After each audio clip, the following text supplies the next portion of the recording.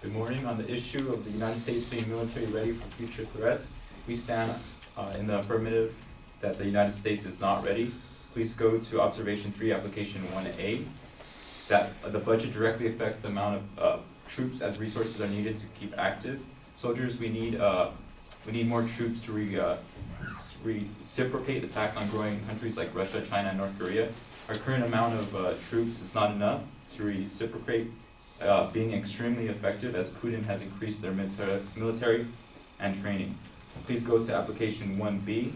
As technology becomes more advanced, the troops will have to be educated for operating advanced technology.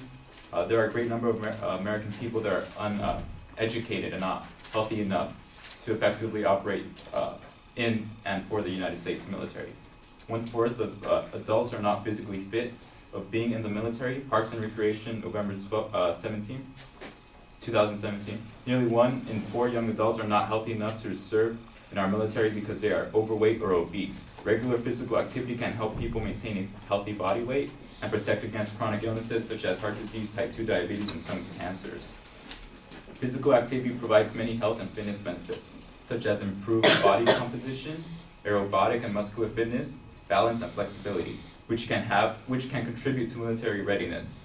Physical activity is also associated with positive mental health, improved quality of life, and emotional well-being, something very important when being part of the military. As shown, our men are not physically fit and educated to both serve in the military and operate new technology. Please go to application 2. In the negatives case, they argue that the drones aren't a major threat. However, we believe that with advancing technologies, eventually drones and self-automated systems will be the future warfare. Drones can be used in espionage and ability to hack into systems without physical danger. Our drone systems can be developed in order to shoot down against nuclear missiles. The United States relies on old tech that can cost millions of lives if malfunction. According to Scientific America, on March 2017, if our early warning systems detects incoming missiles, the president has 12 minutes or less to decide whether to unleash global-scale destruction that takes the lives of tens of millions of civilians. So far, salvos of incoming missiles have amounted to nothing more than electronic mirages. Ominously, new technical glitches have at times fooled both Soviet Union and US warning systems into flagging attacks that were non-existent. In 1983, a counterattack was averted only when a Soviet military officer decided to trust his gut instinct and concluded that the satellite data about the incoming US missiles were a false alarm. So that just shows that just because this one man had the gut instinct, he saves millions of people. And not only that, but nuclear warfare also has a lot of dead time or waste after.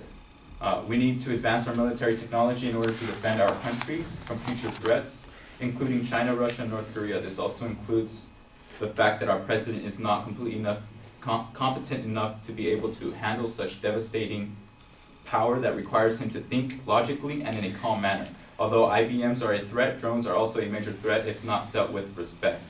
Please vote in favor of the affirmative. I now stand for cross-examination.